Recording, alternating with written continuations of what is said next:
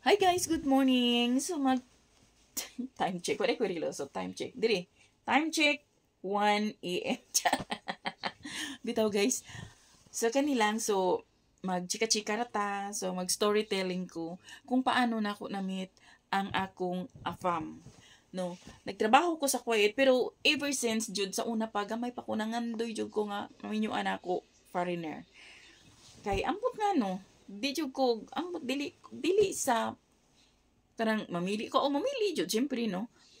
Kana bang ambot nga no gusto jud ko kanang foreigner lagi bisan pag naghanag mga balita nga di maayo basta kay ako ganahan jud ko foreigner. Karon pagtrabaho na ako sa abroad kini laging na mga site no, na mga site. So adto na ako sa dating site. Karon kay kuan man kanang sirang kog pang chat ito hi. Ada kana na lagi sa akong gipang hi hello. So why mang reply? Unya, sige lang gapon, hello, hi, you're amazing, you're handsome, anana pa ko. Napika. Karon kay, one time, nakita na ko ang akong husband ko, hala, bago lagi siya din nga site. So, ang among site is, unsang tamong dating site, imong utahan na raw ko sa iyahang, niya, pagsulod niya.